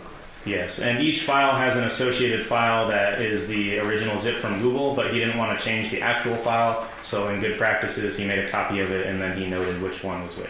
Got it. And so I believe you said you narrowed it down or focused on one. Was that the victim, or Jonathan Willette's Correct. device? Yes. And what type of information did you get before you go into the mapping part that allowed you to map Jonathan Willette's device? So they gave us, let me see if I can pull it up. The information they send you, and just so you know what I'm looking at, the information that they send you, this is like the billing information, so that we can see, once we ask for, hey, what's this big long number, and you can see up here, these are the big long numbers they provide us. What's this big long number, who's associated with it, so they send it back, and they tell us it's based off this billing information, and then a lot of times we'll get suspect information, or we'll get, whoever is in charge of those accounts. So Google Pay, billing info, and then you'll see, for example, this one says Jonathan Willette when I click down into the folders. So similar to the CDRs, they give us customer information once we finally know what numbers of interest we're requesting. And what type of location data are we talking about? Are we talking about interactions with Google or interactions with cell towers?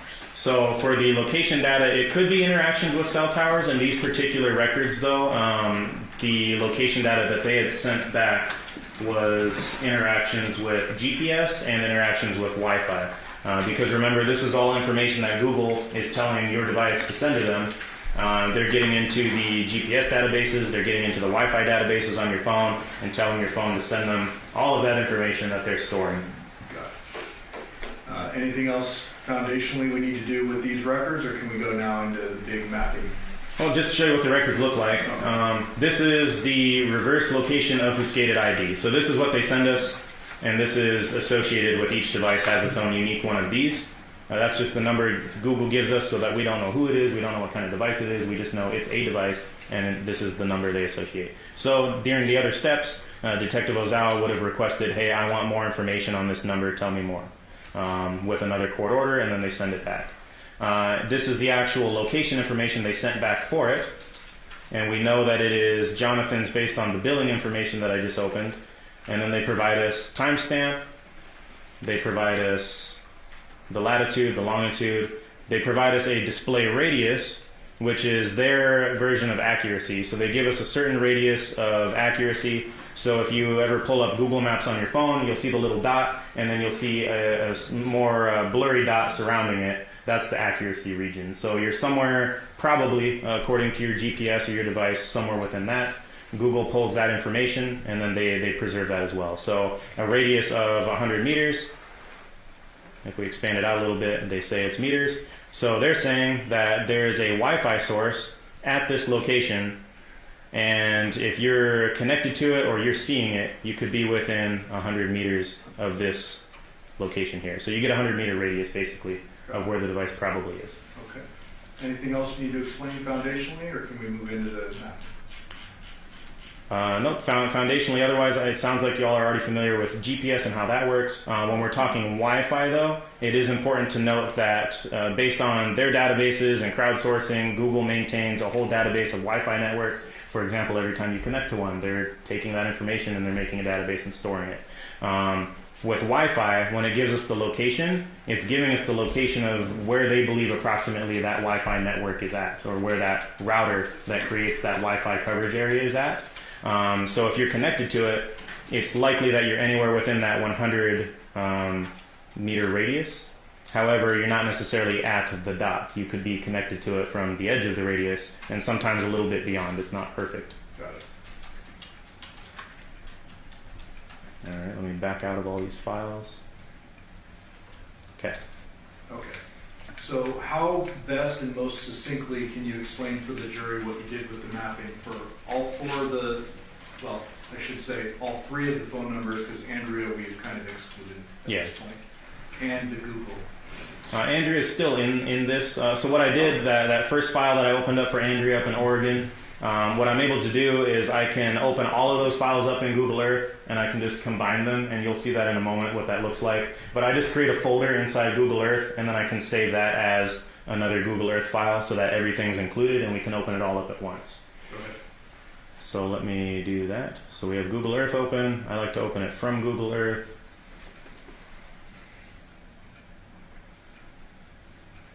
And so I will open up this is my CastViz mapping with all 4 phone numbers, and it might take a second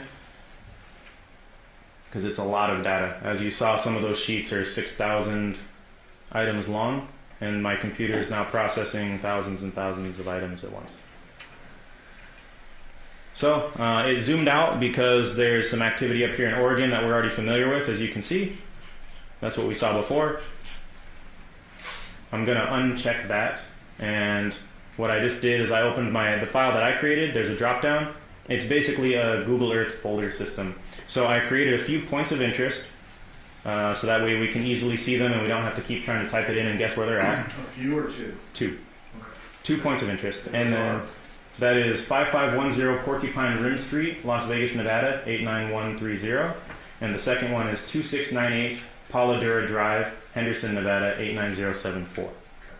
I'm going to uncheck, just to help my computer with processing, Andrea Reyes, the 702-353-3823 phone number, and when I uncheck it, it's no longer displaying her information anymore. We go down to Las Vegas here. And so the 3 phones, cellular device records that I have up now is the number ending in 9242, the number ending in 1336, and the number ending in 4430 for Jonathan Willette, Devyn Willette, and Devyn Michaels. Okay, so let's narrow this down a little bit to the evening hours of August 6, 2023.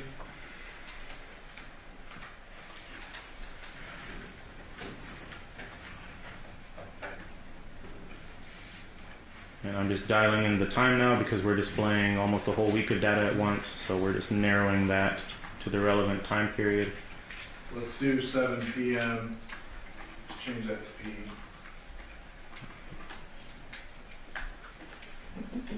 So 7 p.m. on the 6th. Yep, and then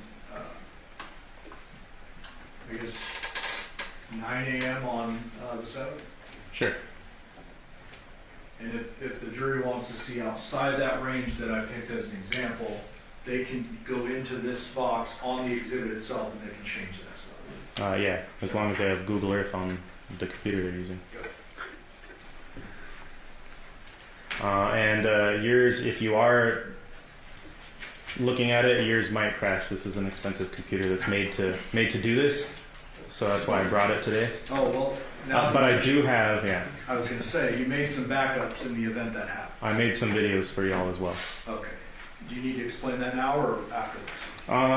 Whatever you prefer. I would like to be able to play the videos, just because it's set at the perfect speed and everything's easy to just have up. Okay, so before we get there though, Yeah. just representative-wise, you've unclicked Andrea Reyes, so now we have the records associated with Jonathan Willette, Devyn Willette, Devyn Michaels.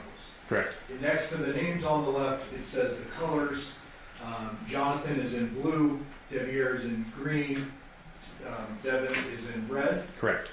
And so anytime we see green on that map, it represents Devyn. Anytime we see blue on that map, it represents Jonathan. Anytime we see red, it represents Devyn. Correct. Okay. Would you prefer to go into the videos and play those? Yeah, it might be better to play the videos, and I can keep this up in the background too. We can go in and look at stuff live. The benefit of being able to do this is just so we can, for example, we can zoom in on records, and in Google Earth without having to have my mapping software because I exported it to Google Earth.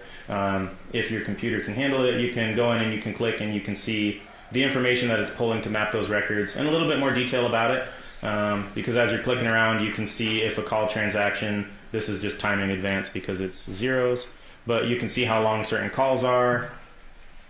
For example, this one was 2 minutes and 9 seconds for this transaction that used this particular tower and antenna facing. So it's just something you can click around and explore. This is what I do investigatively when I'm trying to determine information based off of the cell records. Got it. But let me pull up the videos that I made because those are less likely to crash. And the jury will have access to these videos too. Correct. Yep. And that's not linked to Google. That's like a screen record of you doing this prior to court. Yes. So I used Google Earth, and you're able to. It's gonna freak out when I do it right now, but. Well, don't do it. Okay. Well, we can. We'll leave that. So I can hit this play button though. I just haven't adjusted the speed, but you can change the speed. And if I hit play, it'll slowly start going through whatever time window I have. So the time slider will move through time, and it's kind of like the snake game. If you have a large enough time window, you'll see at the head of the snake transactions are popping up, and after a couple seconds, you'll see the tail of the snake falling off.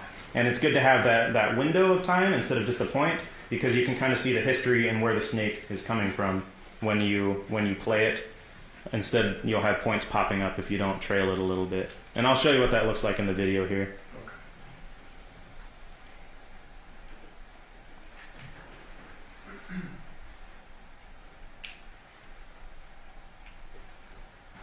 What time frame are we looking at for the red? So the time frame we're looking at is similar, and I have it, let me back out a little bit. I put it in the file names so that we know.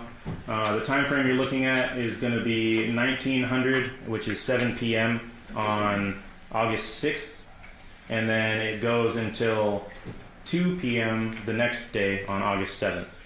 I have it set so that every second that passes in our lives right now is approximately a little less than a minute on the display. I can slow my playback time down a little bit. If it's too fast and we want to pause it and go back, we can manipulate this however we want. But let me just hit play. So we're starting at 7 p.m. on the night of August 6th. The blue is Jonathan's records, and the red, okay, I hit play. The red will be Devyn's, and then the green will be Devyn. And you can see up here at 55 Porcupine, you'll see some red and some green popping up, indicating that they're in that geographic area. You'll see down at 2698 Polydura, you'll see the blue. And from Porcupine, this is that snake I was telling you about. You can see the device traveling based off the nearest cell towers. From Porcupine down to Polydura Drive, just got there around 8 p.m. the night of the 6th. Well, there's been flashes of green up at the Porcupine Rim. Okay. Correct? Yes. Let's just put that into the record when you do see it. Go ahead. Okay. And so what we just saw was the red records, Devyn's records, appearing to travel down. And you'll often see that you can infer what street people are even on based on how the records travel. So I'll back it up a little bit so you can see that traveling again. But this is what it looks like with the timing and the cell tower data when somebody's moving through a city and they're getting handed off to the next best cell towers as they travel. Before you move on, Sure. just real quick, we see these devices lighting up. Sometimes they're right next to each other. Does that necessarily mean they're communicating with each other, or they're just communicating? No, this is just general. So the way that I mapped it is I mapped all the timing, all the data, all the calls, everything for each person as one color. So everything in red, if you see red, it could be either data source, it could be call records, it could be text messages, it could be anything that involves the cellular network. That's all it's showing is just activity for that device and which cell tower they were using. Okay. And let me play again. So again, it's 7:50 p.m. on the night of the 6th, traveling down to 2698 Polydura Drive, or the geographic area thereof at least. And then at the top, you see some green flashes of Porcupine Rim Street. And at 2698 Polydura Drive, you're seeing a lot of red and blue activity. And the green is still showing up at Porcupine Rim. The green's still showing up at Porcupine Rim. And now at about 8:45, we see them. It looks like they're traveling together, or appearing to. You see red and blue popping up, and then ending up at Porcupine Rim Street. And let me pause it, because it's important to note that you don't get an exact minute-by-minute play. It's whenever the device has activity. So a lot of times you'll see gaps, just because the device isn't doing anything at those times. You'll see gaps in the time. Yeah, and you'll see gaps in activity, because you're not going to get a perfect line when somebody moves. Like, they'll disappear for a second, and you'll see them pop up a few blocks away, just because the device wasn't doing anything at that moment. Go ahead. So now all three devices are showing up at Porcupine Rim Street. We have some green, we have some blue, we have some red, all overlapping in the geographic area of Porcupine Rim. And we have blue and red heading back, and for the record, what time is that? So blue and red heading back, and they're arriving back in the area at 2698 Polydura Drive at approximately 10 p.m. So Jonathan's cell phone is activating on the way back to the Polydura residence at 9:50 something? Yeah, and we can back it up a little bit. So they're traveling there at about 9:45. They're about halfway between Porcupine Rim Street and Polydura Drive, in the middle of the city, and you can see both devices are showing up. I do have a trailing of time, so if the red just had a transaction and the blue didn't, you'll still see the blue a little bit back. It doesn't mean they're not traveling together. It doesn't mean they are traveling together, but they have activity in the same area. They appear to be traveling around the same time. So we're traveling down from Porcupine Rim Street, it looks like, and it looks like based on the towers that they're hopping and handing off to, traveling towards the geographic area of 2698 Polladura Drive. We're only seeing the blue, Jonathan's, and the red, Devyn's records traveling right now.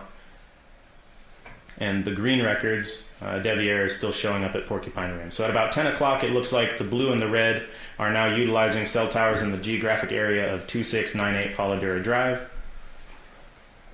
Green is popping up at Porcupine Rim at about 10:26. Yep, and now at 10:30, we're still seeing blue and red at Polladura, and we're seeing more green at Porcupine Rim as we come up on 10:45. Coming up on 11 o'clock now. 11 o'clock, we're still seeing, let me freeze it, it's 11:04 p.m. on the night of the 6th. We're seeing green cellular device network activity for Devier up at 5510 Porcupine Rim. And down here on the bottom of the screen, you see we're not seeing as much blue activity anymore, but we're still seeing red for Devyn at 2698 Polladura Drive. Pause there for a second. So just because we're not seeing blue down at Polladura does not mean the device isn't still at Polladura. Correct. It means it's just not interacting or doing things. Correct. It's just not, for whatever reason, it's not engaging with the network. Obviously, the more you use your device and the more you're doing stuff on it, the more you're going to have activity reflected through the network, whether it's calls, data, stuff like that. If you're not touching your device, it goes dormant, and it's unless you have something in the background running like music playing, you're not going to have a network connection, and then we're not going to see anything in the actual records. Go ahead. So coming up on 11:15, we see some red at 2698 Polladura Drive, a blip of blue at approximately 11:20, and again at 11:28. And if I remember correctly, that's the last we see of the blue at around 11:30 at night on the 6th at Polladura Drive.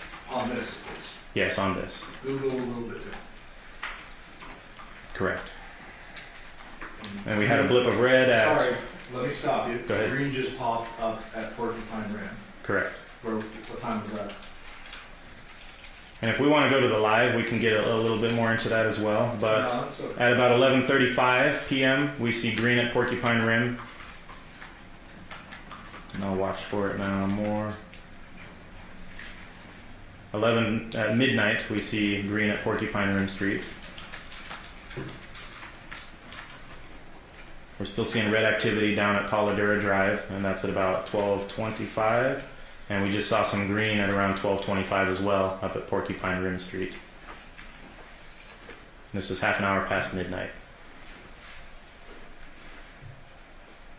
Seeing a little more activity by the red down at Polladura. More green at 12:55 at Porcupine Rim. More red at Polladura at about 1:05 in the morning. And at about 1:18 in the morning, we're seeing more green at Porcupine Rim for Devier. And for Devyn, we just saw at 1:30 Polladura Drive again.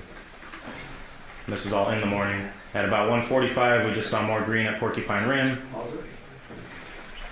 So when we're seeing green flashing into these late night, early morning hours, does that mean that the Devier phone is actively communicating, or does that mean something else? Not necessarily. We'd have to check the records themselves. What I just saw coming up, just from mapping these records so much, were the timing arcs. So for whatever reason, the cellular network was pinging the phone. And then we can even get into the records to see exactly what they're doing on it, because we'll be able to see if they sent a text message at a certain time or a phone call. But usually when you're manipulating your device, we'll see a lot more of that signaling. So this could be just signaling from the network to the device. Correct. You could be asleep for all we know. Yeah, sometimes the network's doing that on its own. If you can resume it. And again, we're at about 2 a.m. right now, 2 in the morning. The time showing is 2:03. We have red at Polladura Drive, and we have green at Porcupine Rim.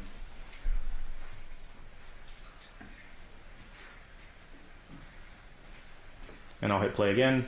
2:05, 2:08, 2:10 in the morning, and now we see the red. It appears to be leaving the geographic area of Polladura Drive. Okay, back up, sorry. Go to around 2 o'clock. It's 2:04. Okay, that'll work. So 2:04, the red phone appears to still be down at 2690 Polladura. Correct. Go ahead. I'm gonna hit play. So we're coming up on 210, 215, and the device appears to be in motion, traveling towards the geographic area of 5510 Porcupine Rim Street. Okay. And it looks like around 240, they appear to be entering that general geographic area. And we're not seeing anything from blue down here at Polladura anymore. And now we're just playing in the morning here. It's coming up on 3:20 in the morning. We see Still some flashing green at Porcupine? and some red still flashing at Porcupines.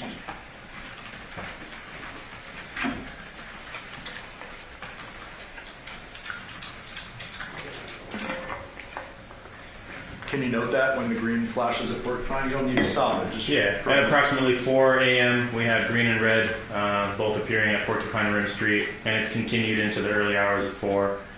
We're coming up on 4:30 now, and we still see more red flashing at Porcupine Rim. 4:40, we saw some green flashing at Porcupine Rim. And again, without going into the records, you don't know if that's just passive activity on the phone or active activity. Correct, it's just all activity has been met. Okay. And then we're coming up on 5:30 in the morning now. We see some red flashing and some green flashing at Porcupine Rim Street.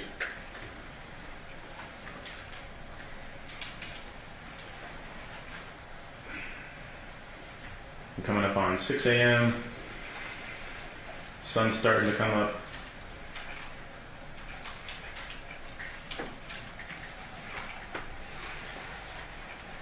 We have some red flashing around 6:30 and some green flashing around 6:30 in the morning at Porcupine Rim Street.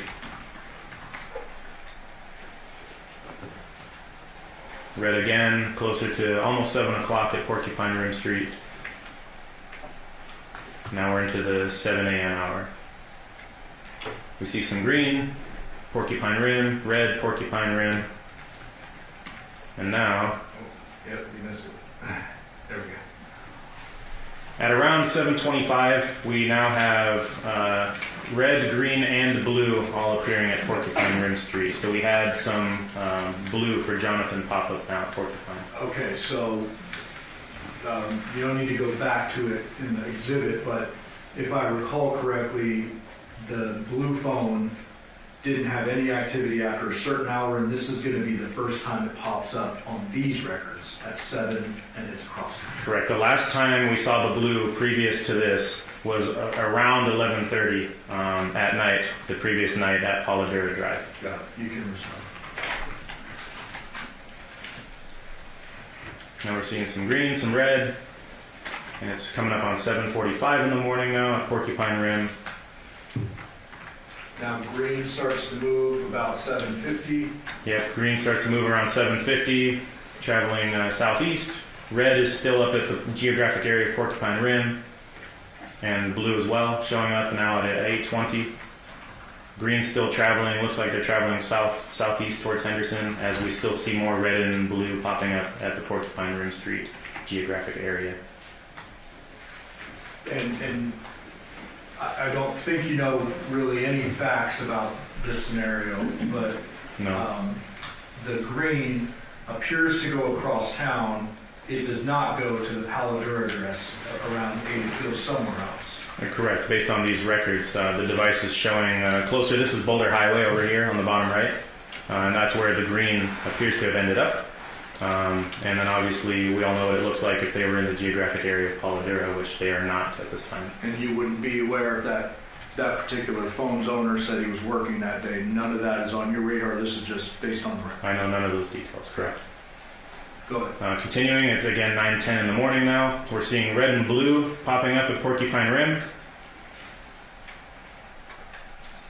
And this is important to note, those are those 2 towers that service that same geographic area that we talked about at the beginning. That's why I made that screenshot of it, so you can see those 2 towers are the ones that we're seeing popping up. And I have another video that has a closer view of it. But at 9:30, we're seeing red, blue. 9:40, we're seeing red, blue at Porcupine Rim. And the green for Devyn appears to be down near Boulder and Lake Mead and Henderson. Sorry to interrupt you. Yes. So the red appeared to leave around 10 a.m. is a rough estimate, Around 9:45 a.m. 9:45. And then I saw a little flash of blue that suggests that the phone The blue one is left up at Porcupine. Correct. Did I see that? Okay. Yes. There is still a flash of blue at the same cell tower that services the geographic area of Porcupine Rim Street, and then we see that snake trail for the red appearing to travel southbound, and the green for Devier, because I know we're keeping track of three things, is still down here near Lake Mead and Boulder area in Henderson. We hit play, we see the red traveling to the Summerlin area. The blue is still showing up at Porcupine Rim at that same cell tower. Green's looking like it's moving. Green's moving, but green appears to go even further south into Henderson. It actually is it cut off on our video? It might be. We can go into the actual records if we wanted to follow more on green. Okay. But it's available if the jury wants to. Yeah, it's It goes available. down. But it goes down out of the picture here that we have cropped, Okay. but not near the Paladura. Red's back up at Porcupine Rim in the 10 o'clock hour. Correct. And then we see activity from green.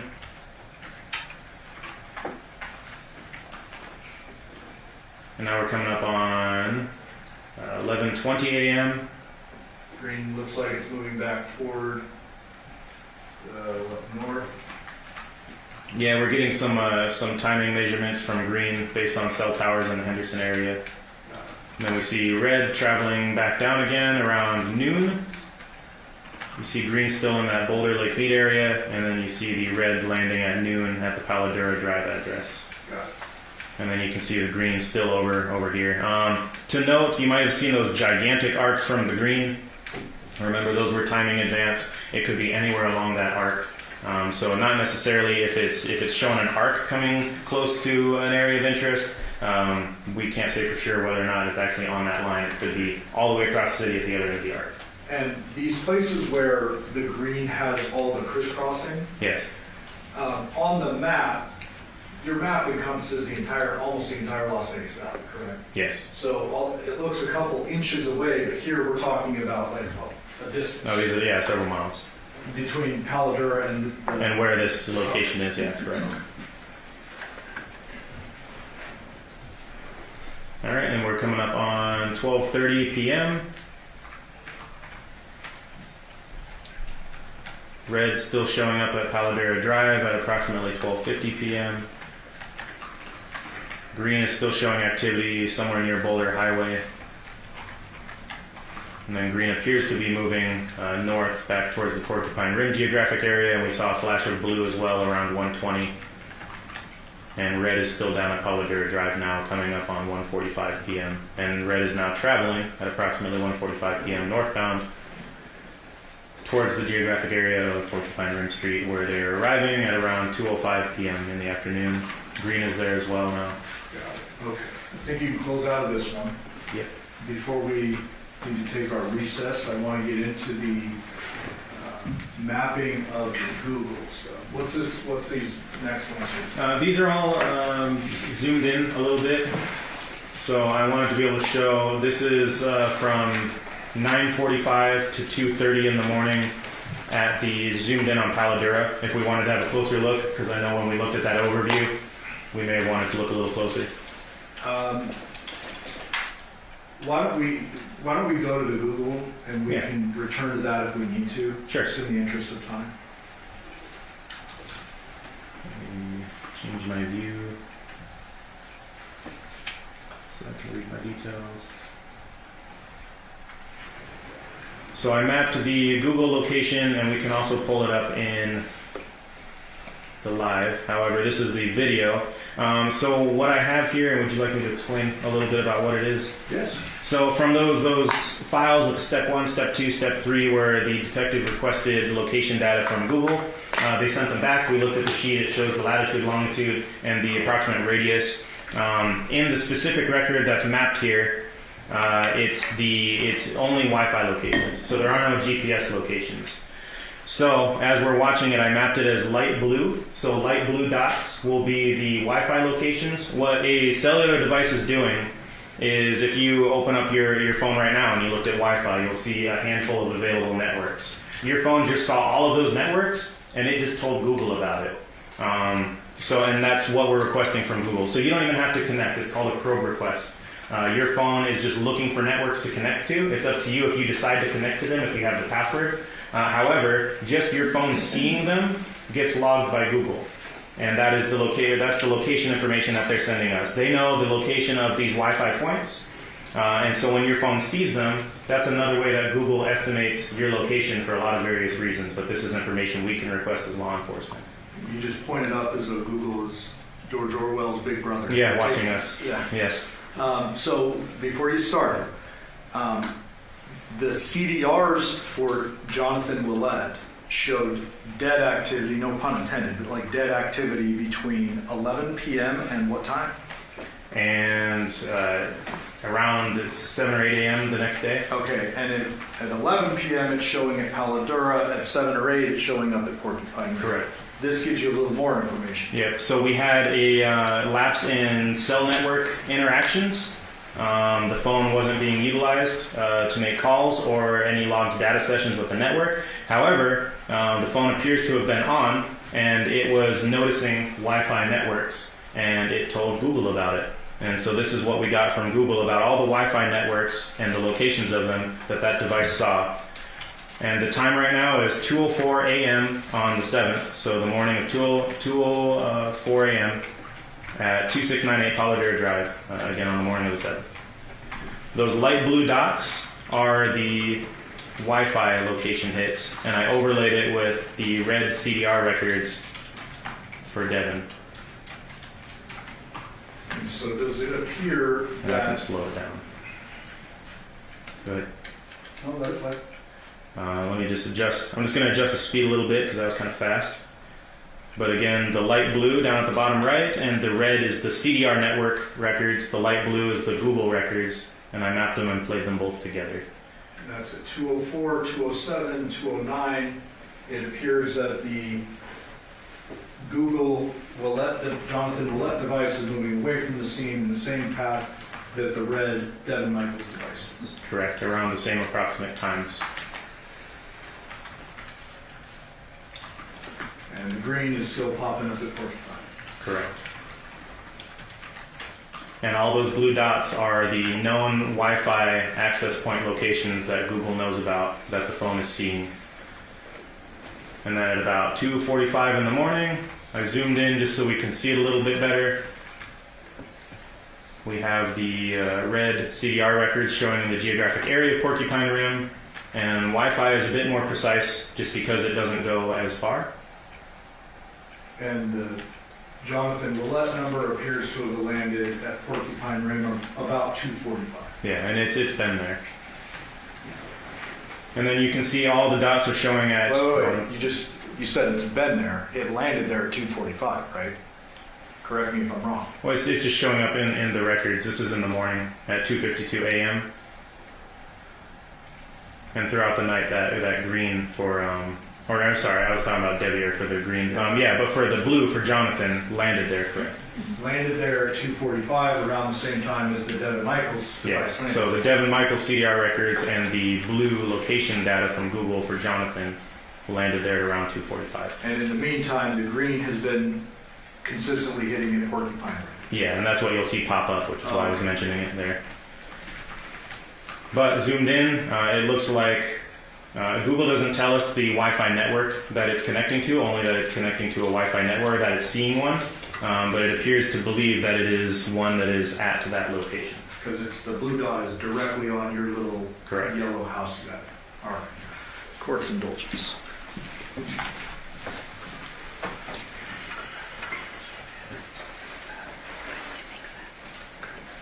All right, thank you, Detective. I will pass the witness, Judge. Just a few follow-up questions. When regarding to Devier's phone, you said the name came back as a Joseph Sams on that when the subpoena returned? I can pull it back up if you like. The subscriber. The subscriber information. Let me pull that one back up.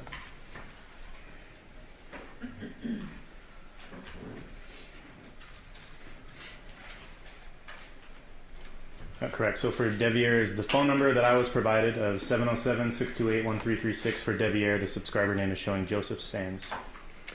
And like you stated on previous, on direct, you're basically just given a file and you say track these phones. Correct. And it's tracking the phones, not a person's movement. Correct. Only the device itself. So if a device is left at home, we're not going to catch that person because the device is at home. Correct. You said a couple times, I think a few times on direct, and I kind of just touched on it, that you don't like to know too much about the case or as little as possible. Correct. And basically you're given instructions by a detective superior to say, these are these numbers, I need to track them, trace them, and then you do that through your software. Yes. Did you have any more involvement on this case in collecting evidence, though? Yes. You canvassed around the area of Porcupine Rim, correct? Correct. You visited, I want to say it's about 17 locations.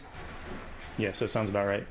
Surveillance cameras. Yeah, so I was tasked with trying to canvass for surveillance video for all the businesses on the nearby street corner. So you're not like a guy in the chair in the back office. You're actually out doing the work, and you still go back and review it when it's given to you of what they want. Well, now I am the chair in the back office. Back then, I was actually transitioning into the role that I'm in now. So I was still partially involved with the street side of it at that time. So you actually had more information about this case than just, here's a file, track this phone. Yes. You knew a decent amount because you were out in the field, you were tracking down videos and evidence at this time of this incident. Correct.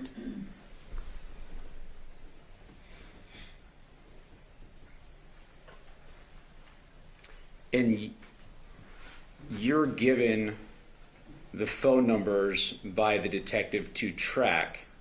You're not actually collecting all the devices. Let me clear that up. You're given a phone and they say track this through your software, correct? No, I was just provided the phone number and the records that they had already obtained. And those are provided to you by the detective. Yes. And if there's other phones that are collected during the investigation, you would know about that. You're just given the phones by the detective. Correct. So if there's phones that were left out or other devices, you don't know about them. You just were given what the detective wanted. Correct. Court's indulgence? No further questions, Your Honor. All right. See, No, thank you. do the ladies and gentlemen of the jury have any questions for this witness? Okay, seeing no response, so they're excused. Thank you very much for your testimony here today. Thank you, Your Honor.